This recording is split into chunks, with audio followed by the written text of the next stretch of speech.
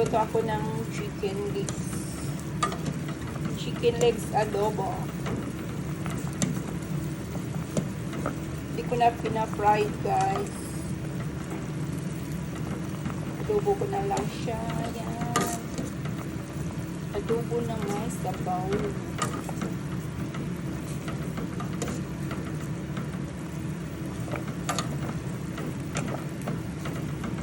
Chicken adobo for dinner.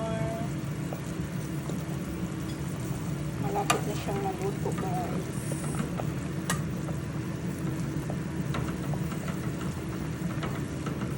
Wala pang matindor ang iyahang meat. Takpan muna natin ng mga ilang minutes. Iyan. Thank you for watching.